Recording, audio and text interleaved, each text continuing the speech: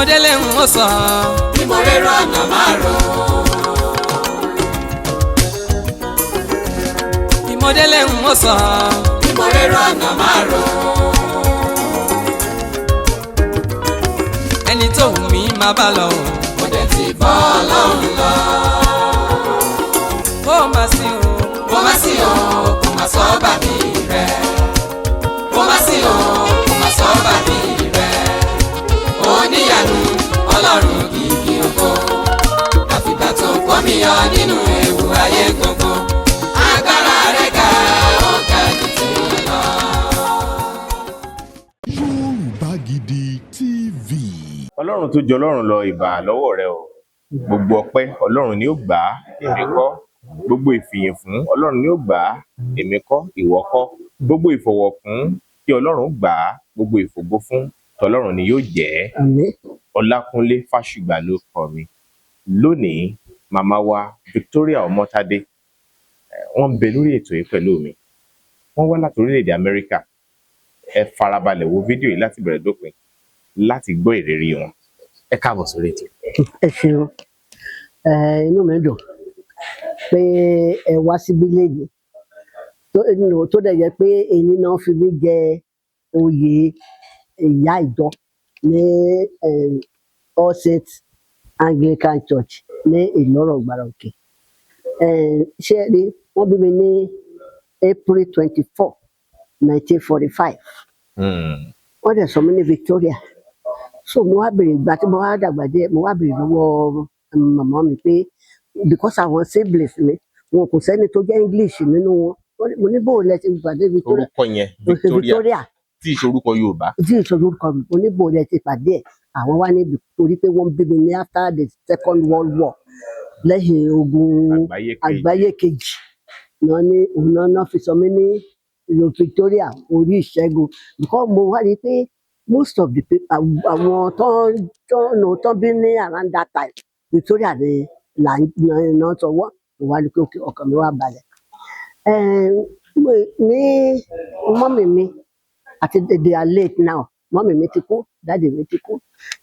Ìgbà tí wọ́n wà nílé ilé ìṣà wọ́n ṣe teacher àwọn méjèèjì wọ́n ṣe iṣẹ́ olùkọ́ni.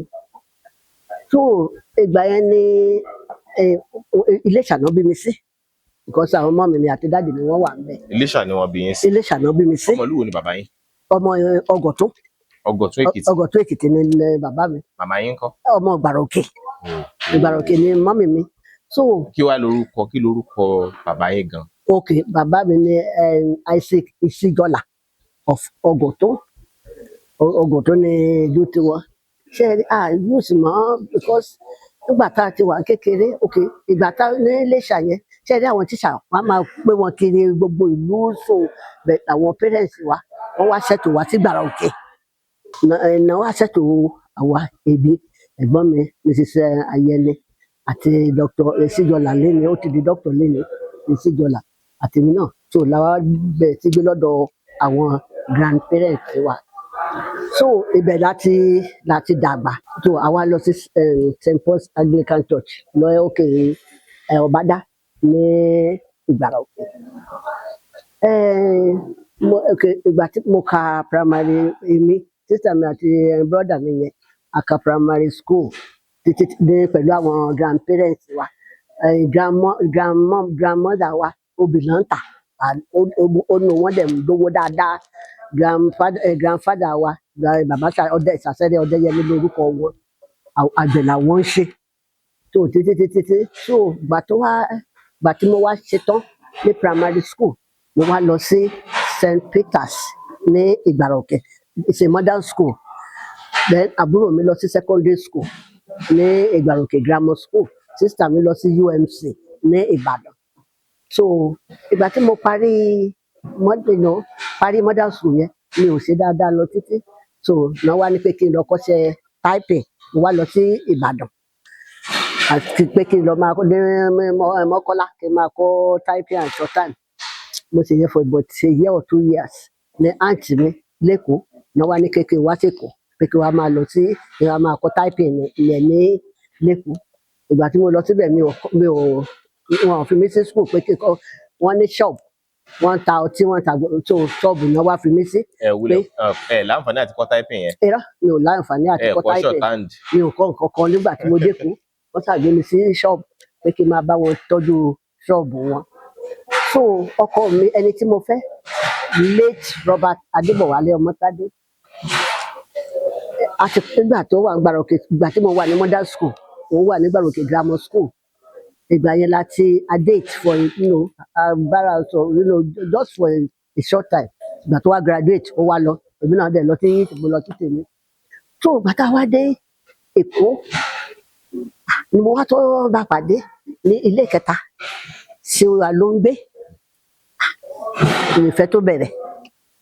so anyway kí n bá fàrọ̀ lọ títí ìgbà tó wá di 19 a ṣe engagement kí n tó lọ bá dáàdì mi ní ó ní dandan òun gbọ́dọ̀ mọ̀ because dáàdì wa kò really kọbi ara sí wa mọ́mì wa náà ṣe gbogbo wàhálà àti grandma wa àwọn náà tó ń ṣe ìrànlọ́wọ́ wa láti lọ sí ilé ìwé tá a lọ. so ìgbà tí èmi àti Robert wá pàdé ní lẹ́kọ̀ọ́ ni mo ṣe ìgbà òkè òun wá lọ sí US ní September 1968. látà tẹ fẹ́ wọn tán. láti wá àkànṣe engagement bẹ̀tẹ̀ àti ṣe wedding àkànṣe engagement àlọ́ rí bàbá mi dáàdì mi that was it. so àwa lọ sí òun wá lọ so ní July of 1968 ló ń lọ. so ìgbà tó wá di July of 1969 ló wá sẹ́ǹdì sí mi pé kéèmí wá tó èmi náà wá maybe about 9 months or 10 months after. so èmi náà wá sí USA ní New York ní lakọ́dé sí bẹ̀tẹ̀ òun lọ sí Kentucky State College ní Frankfort ní Kentucky. so ìgbà tó wá di after the summer lẹ́yìn summer la tó padà sí because ìgbà tí mo dé New York ni mo dé sí tá a ṣe summer after the summer la wá lọ sí Kentucky. tó gbà tá a wà ní Kentucky yẹn ọkọ mi òun náà lọ sí Kentucky State University. so èmi náà wá bẹ̀rẹ̀ Midway College yẹn just 2 years college ni. wíńtẹ̀ rí kà ní Nàìjíríà. exactly mo wá lọ kà á mo wá lọ sí college ní only girls nìkan ló wà ní school yẹn it's about 20 miles. ẹ tó ọmọdún mélòó ń gbà yẹn. 26 years ni mo jẹ́ nígbà tí mo dé US I was 26 years old. so mo wá bẹ̀rẹ̀ school yẹn. so ìgbà tó wá di 1970 mo lóyún ọmọ wa first son wa Tòkunbọ̀ but we lost him in 1997. He was 27 years ọmọ 27 years ni ó lọ sí California lọ́dọ̀ nephew mi ibẹ̀ ló wá drown sí. He was 27 years old nígbà yẹn. ìfẹ́ bólúwa ti fẹ́ ni so kò sí àlèbè lọ́wọ́ Ọlọ́run pé bóòlù ṣe ṣe so ló wá lọ bó ṣe lọ náà nìyẹn. so anyway ìgbà tí mo wá ṣetán ní 1973 ní Kentucky àwa relocate sí New York because mi ò like Kentucky yẹn. Kentucky so lóde kí oúnjẹ Nàìjíríà jẹ kì í rírà àfìgbà tá a bá wá sí New York la tó lè oúnjẹ Nàìjíríà jẹ and I miss that and mi ò like ibi tó lóde New York I like one like that everything so gbogbo nǹkan la ní New York so mo like New York gan so la wá sí New York. so ìgbà tó wá di mo wá bẹ̀rẹ̀ sí ṣe iṣẹ́ mo níṣẹ́ daycare mo bẹ̀rẹ̀ sí ṣe daycare as a substitute then wọ́n fi mi ṣe assistant teacher títí mo fi di group teacher ní daycare but mo wá lọ sí school sí Mega Evers College ibẹ̀ ni mo ti gba first degree mi ní marketing gan ni mo ṣe but wọ́n ṣàṣìgbà mi sí èkìtì but wọ́n wá ní pé mo gbọ́dọ̀ ṣe masters ní early childhood education láti máa tọ́jú àwọn ọmọ so mo wá lọ sí City University of New York tí mo lọ ṣe education so that ìgbà tí mo wá ṣe tán ni wọ́n sọ mí di director but mo ti ṣe 17 years ní daycare as a group teacher kó tó di pé wọ́n fi mí ṣe director ní daycare yẹn and then for the okay so wá ṣe director yẹn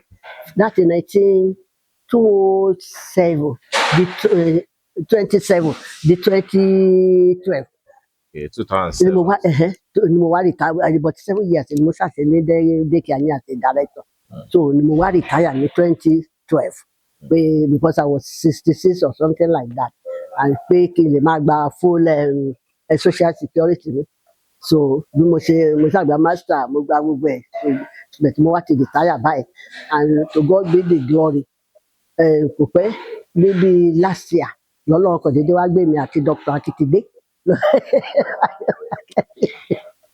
Ọmọ ọba the prince ọmọ ọba Àkúrẹ́ yes ọmọ ọba Déjì. yes kébẹ̀ ọ̀rọ̀ àkèmí san wọ́n láìkì láti máa tọ̀ jẹ́ kébẹ̀ ọ̀rọ̀ àkèmí san ìgbà tó bá rí kíní wọn máa rẹ́rìn so bí gbogbo ẹ ṣe then Ọlọ́run dẹ̀ bless wa èmi àti Robert Omotade ọkọ mi kíní COVID ló mú lọ ló pa ní 2021 September 8 2021 ní COVID mú lọ tó lẹ́yìn ló ti kú so bẹ́ẹ̀ náà ni mo ti ń wà àti widow but mo ń volunteer ní church mi ní CAC I'm an evangelist ní CAC ní New York ní New York ní Brooklyn so but Sherry mami mi she was the first matron of this church All Saints Anglican Church àwọn ní December 16 1995 wọ́n bí yín sínú. wọ́n bí wá sínú ìgbàgbọ́ ní Anglican ni wá ní Nàìjíríà láti ilẹ̀ so mọ́mì mi ni first matron wọ́n dẹ̀ install wọn ní December 16 1995 sí church yìí bẹ̀tẹ̀ ìyá tí mọ̀mọ́ ti ṣaláìsí ní 2004 so last year mo wálé ní July so wọ́n wá béèrè pé wọ́n wá sọ fún mi pé kí wá ṣe ìyá ìjọ chọ́ọ̀chì mo ní mi ò lè ṣe ìyá ìjọ gbọ́dọ̀ máa wà ní mi ò sí bí ìyá ìjọ gbọ́dọ̀ wà ní church at all times mo ní mi ò lè ṣe mo ní tó bá lẹ́ni tí náà ṣètò fún mi tó gbà iná wá sọ pé òkè Ìyálóde so which is good Ìyálóde mi ò sí nílé mi ò sí nílé mo dẹ̀ wà lóde tó inú mi dùn sí yẹn mo dẹ̀ dúpẹ́ lọ́wọ́ Ọlọ́run kí tí mímọ́ ṣe mí ló ṣe Ọlọ́run ló ṣe mo dẹ̀ dá gbogbo ògo mo dá padà sọ́dọ̀ Ọlọ́run ṣe inú mi dùn lọ́jọ́ èyí pé Ọlọ́run ó kà mí yẹ gidigidi because mi ò mọ̀ pé mo lè dé ipò tí mo dé yìí lọ́jọ́ èyí tí ò bá ṣe tọ́ Ọlọ́run ọkọ mi Robert Omotade tó jẹ́ pé olólùfẹ́ mi ilẹ̀ tó ti lọ ṣùgbọ́n Olúwa dẹ̀ wá pa mí lẹ́yìn ayọ̀ tó bọ́rọ̀ ayé mi ṣe níbi yẹn and then so ni mo náà ìwálé pé kí n wálé òkú wá ṣe installation so òun náà ni mo fi wà ní Ìgbàrà Òkè lọ́jọ́ ìlú ẹ ṣé gan nínú mi dùn pé ẹ tẹ̀lé wá thank you so much ẹ ṣé.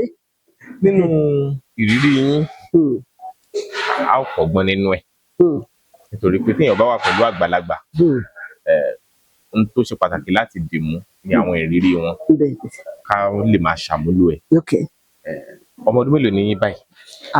àmì tí ibi 81 ní 2 weeks time because last year ni mo ṣe 80th birthday mi. wow yes ó sọ pé ọmọ May ni yín?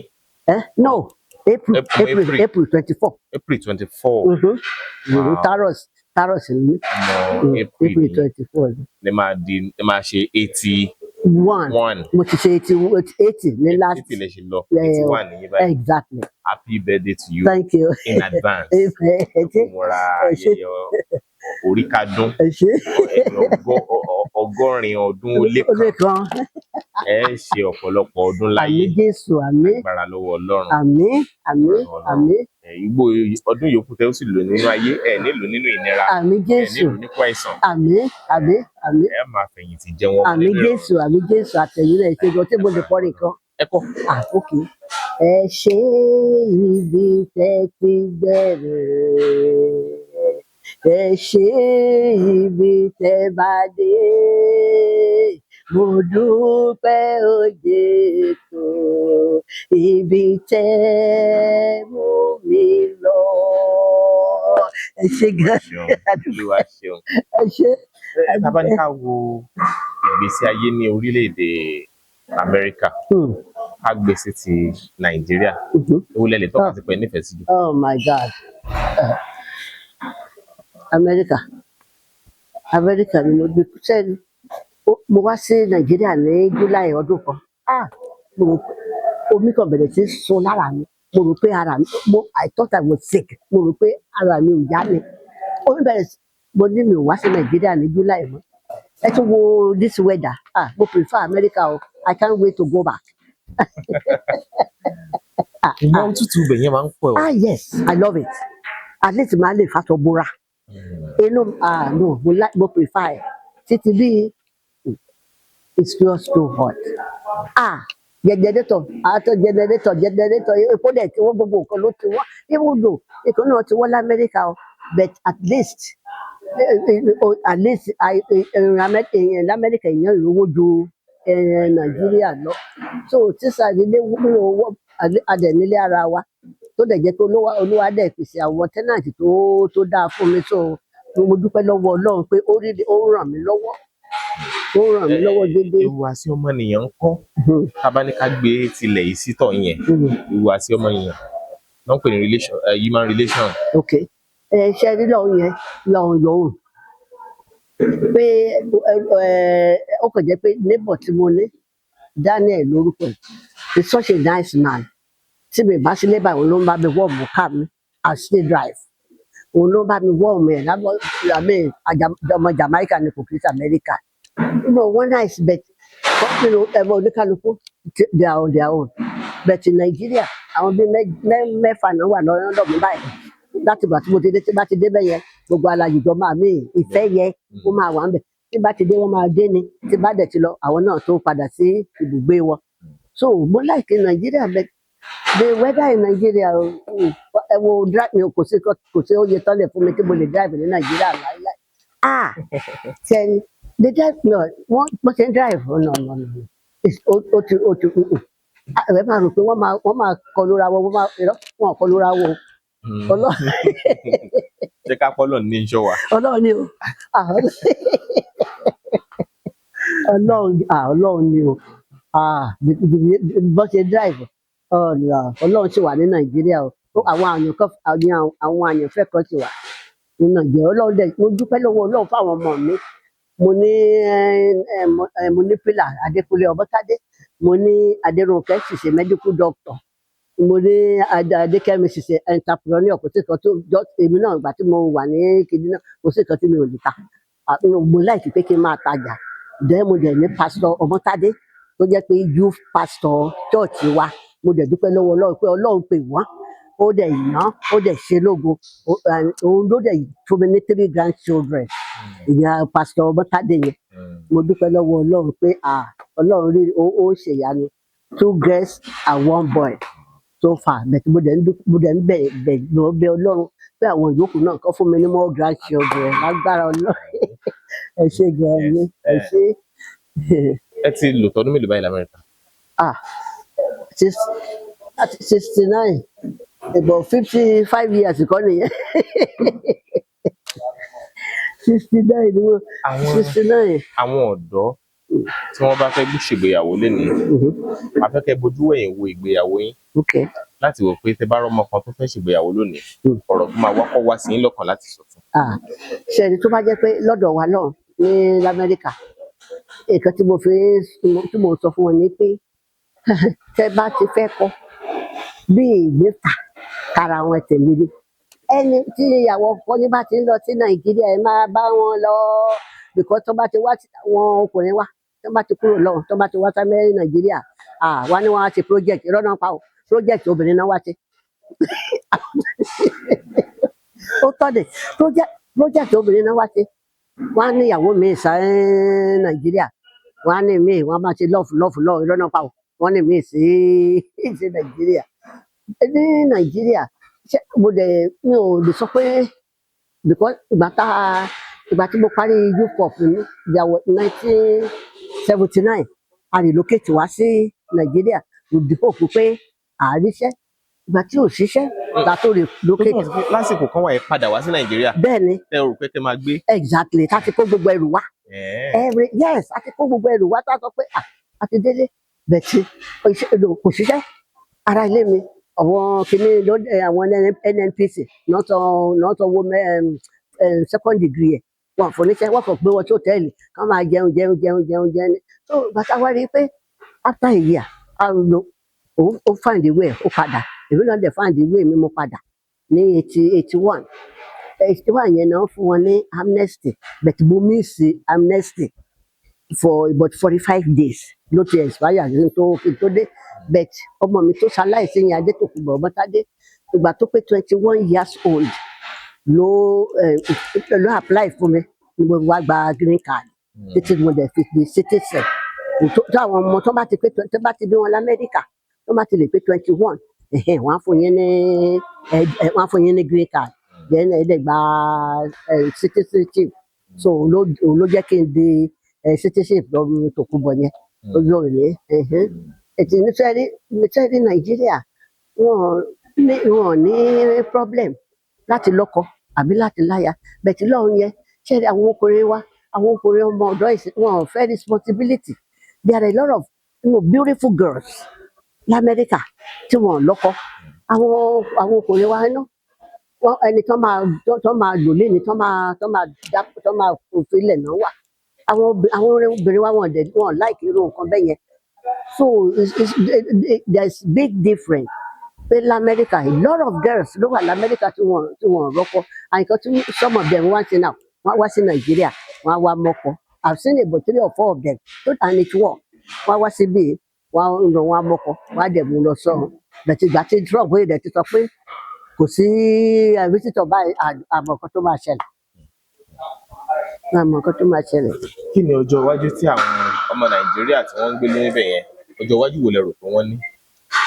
ẹ̀bẹ̀ ṣẹ́ni Trump ṣẹ́ni tẹ́lẹ̀tẹ́lẹ̀ mo like Trump mi ò dìbò fún ọ bẹ̀tẹ̀ there are some things tó ń ṣe tí mo like and there are some things tó ń ṣe tí mi ò like to me èmi rò pé ó kàn ń dọ́run ni gbogbo nǹkan tó ń lóun máa ṣe yẹn mi ò rò pé ó máa ṣe Amẹ́ríkà máa san Nàìjíríà in the future ó kàn ń ṣe lélẹ̀ àwọn mélòó ló fẹ́ dá padà kò possible and Nàìjíríà ṣe ń lọ sí Amẹ́ríkà they still go pẹ̀lú gbogbo tó ń sọ pé Trump no we have future in America and even àwọn ọmọ Obama ebo the president black Africa so future wà fáwọn ọmọ wa they should not lose hope future ṣe wà fún wọn and I'm sure lẹ́yìn gan bí America ṣe lọ tó bí Trump ṣe ìdàlú tó yẹ gbọ́n ìgbé plane sílẹ̀ ní Nàìjíríà ní níbọn ní àwọn tó bá fẹ́ kúrò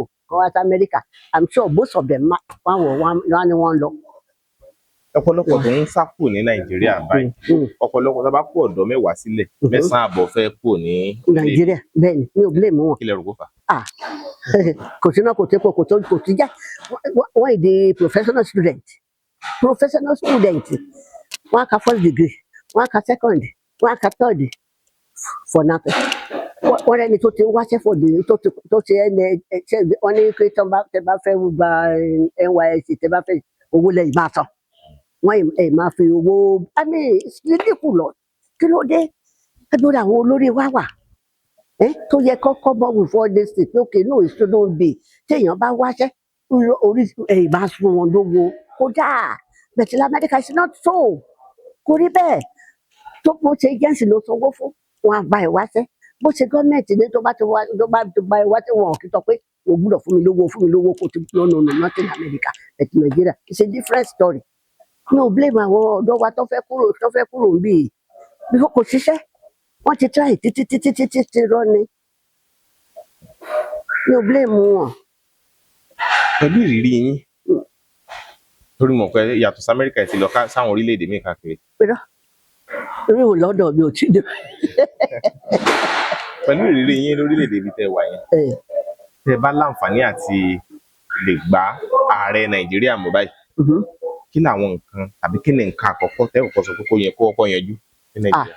Iná kan jẹ́ kí iná wà it's a basic stuff omi iná ó wà very very important shelter very very important fún àwọn ọmọ onílùú náà iná ni the first thing tí màá fẹ́ kó stable kan everybody kan máa rí náà lò yóò gan wọn á ní pé wọn fún wọn nínú wọn á tó máa bíìlì wọn look at that kò yẹ kó rí bẹ́ẹ̀ náà àwọn gọ́ọ̀mẹ̀ntì wá ó yẹ kó sọ pé ẹ jẹ́ ká tó kéde ìṣe bẹ̀ adóńgbò mi ò mọ nǹkan tó ń ṣe o. ìgbà tó sú àwọn èèyàn bá ń béèrè fún pé kí nàìjíríà kó tó pín wọ́n béèrè fún yorùbá nation àwọn ti Ìgbò náà àwọn kan náà nínú àwọn Ìgbò fẹ́ Biafra fún Biafra títí dàsìkò igi Nnamdi Kanu sì wà lẹ́wọ̀n ẹni tí ó gbé lérí ní ilẹ̀ yorùbá àwọn èèyàn tẹ̀lé lẹ́yìn Ìgbòho Sunday Ìgbòho wọ́n fìgbà kan náà fọwọ́ ń tẹ̀lé sorúkọ ṣùgbọ́n ní ìsìn ó ń jà fún Tinubu lọ́wọ́. bẹ́ẹ̀ni. tí yorùbá nation bá ṣe lóòótọ́ ṣe rò pé ó lè yanjú ìṣòro wa. ìdá kò lè yanjú ẹ ní kòkò lè ṣeé ṣe ṣe ara wa yorùbá Awólọ́wọ̀ ó ti parí ẹ ó ní yorùbá kòkòkò bí iná ilé gbábúdájú sí bọ́ọ̀lù ìgbára ajé sísàlẹ̀ ó ti wọ́ọ̀nù wà Awólọ́wọ̀ ti sọ kò lè work àwọn náà máa lọ bá Ìgbò èkó báyìí náà máa ń ṣe àwọn náà máa bá Hausa èkó báyìí kò lè work it can't kò lè work ẹnu wa ò kò ẹnu wa ò àkójú síbì kan àwọn ara wọn náà máa lọ kó bára wọn kò lè ṣeé ṣe to me God can do anything àwọn Biafra gẹ̀ẹ́sì báwọn náà ti try títí táwọn náà tí ò ṣeé ṣe fún wọn so we don't even know where we go. ẹ ṣe gan ni olúwa ṣe o. adúpẹ́ pọ̀ ọlọ́run adúpẹ́ lọ́wọ́ ọlọ́run fún àǹfààní tó fún yín ìlera pípé tó fún yín ìlera pípé náà sì kò ní dá ìlera láéláé. àmín Jésù. ẹ fi ìlera pípé lò gbà. àmín Jésù. àmín. ẹ kú oríire ọjọ́ òní ẹ ṣe. ẹ bá mi dárúkọ yín lẹ́kùnrẹ́rẹ́ lẹ́ẹ̀kan sí. okay Chief Mrs. Victoria Oyedeji Omotade. Iyalode of All Saints Anglican Church Ìlọ́rọ̀ Ìgbàrà Òkè. nípínlẹ̀ Ondo right. Ọlákúnlé Fásùgbà ló kọ àwọn wo lẹ fẹ́ dúpẹ́ lọ́wọ́ wọn. mo fẹ́ dúpẹ́ lọ́wọ́ Dr. Akíntúndé lọ́pọ̀lọpọ̀ ṣẹ́ẹ̀rì wọ́n ní wọ́n bá wá but wọ́n ní appointment very very important one òun ni ò jẹ́ kó wá bet wọ́n wá àwọn family wọn 6 ní wọ́n wá lè ní tó jẹ́ pé nígbà tí mo ti dé I mean they are excellent inú mi dùn pé wọ́n sọ fáwọn wọ̀nyẹn wọ́n wá represent and they did a good job about it mo dẹ̀ dúpẹ́ lọ́wọ́ àwọn àbúrò mi àwọn ẹ̀gbọ́n mi gbogbo wọn rálé ranì láti sọ pé ókè o eléyìí ó ṣe àdúrà especially sister mi big sister mi àdúrà láàárọ̀ àdúrà lálẹ́ àdúrà lọ́sàn-án Ọlọ́run dẹ̀ gbàdúrà inú mi dẹ̀ dùn pé ọjọ́ ìní ó bá wa láyọ̀ àti àlàáfíà inú mi dùn ẹ ṣe gan-an. ọ̀pọ̀ rere láwọn bára wa ṣe. àbí Jésù. orúkọ mi ni ìyáàfin Fọláṣadé Ayẹni mo jẹ́ ìyàwó ẹ̀gbọ́n Chief Mrs. Oyedeji Omotade mo jẹ́ ìyàwó Akínbọ̀dé Ayẹni tó jẹ́ ọmọ ẹ̀gbọ́n wọn so Chief Mrs. Oyedeji Omotade látìgbà tí mo ti wọ ilé wọn bí ìyá náà jẹ́ sí mi kò ń ṣe sí èmi nìkan sí gbogbo àwọn tó wà láraàndù wọn ìyá yìí bí wọ́n ṣe fẹ́ràn ẹbí tó wọn ò lè ṣe nínú ọdún kan máa wá sí Nàìjíríà she stays abroad but wọ́n máa wálé ní ṣá wọn ò dẹ̀ fẹ́ gbọ́ pé nǹkan kan ń ṣe ẹnìkan báyìí wọ́n máa gbé sórí ni bíi tiwọn she is such a loving mother she is a mother in a million wọ́n kẹ́bí mọ́ra wọn kọ́ even Church of God nípa ti akitiyan nínú ìjọ Ọlọ́run lóòótọ́ ìyá wọn jẹ́ ìyá ìjọ saint kó tó di pé wọ́n lọ but wọn gbàgbé ìjọ saint for the fact that àwọn gan lọ sí all saint ní US CAC náà lọ but kò sígbà tí wọ́n wálé tán kì í rántí all saint so mo fi pé gbogbo akitiyan yẹn ni gbogbo àwọn àlùfáà tó ń lọ níbi tó ń rí tó fi wò pé ìyá yìí ó yẹ lẹ́ni tán lè fi jẹ oyè nínú ìjọ and wọn ṣe mistake. Oyè tán fi wọ́n jẹ is just as if putting a round peg in a round hole.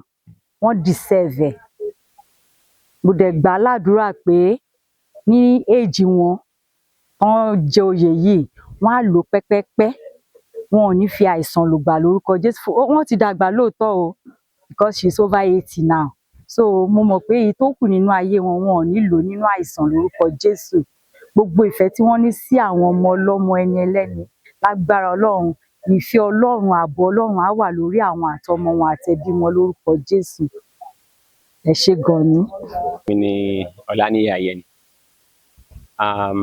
Mo jẹ́ ọmọ ẹ̀gbọ́n Chief Victoria Oyèdèjì Omotade, ọmọ ẹ̀gbọ́n wọn. Màmá Omotade èèyàn rere ni wọ́n o, èèyàn tó màmá tó wà reliable gidi ni wọ́n, tí a lè fọkàn tán. Aláàánú ni wọ́n, olóore ni wọ́n, wọ́n nice gan. Wọ́n fẹ́ ìlọsíwájú gbogbo ẹbí, wọ́n ń ṣiṣẹ́ fẹ́bí, aládùúrà ni wọ́n ń gbìyànjú lórí èèyàn gidi ni wọ́n. Ti bẹ̀rẹ̀ láyé wọ́n ti jẹ́ Kristẹni tó màmá wọn Kristẹni ni, màmá wọn Kristẹni náà gidi ni. So ipasẹ̀ àwọn òbí wọn yẹn náà ni wọ́n tún tọ̀ nínú ìgbésí ayé Kristẹni wọn.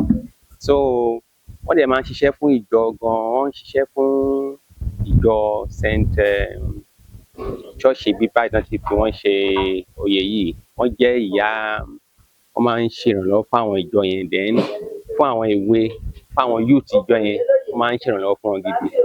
So wọ́n dẹ̀ wà active nínú ìjọ yẹn náà. Tí wọ́n bá wá láti Amẹ́ríkà báyìí, wọn ò lè ṣaláì má wá sí ṣọ́ọ̀ṣì yẹn.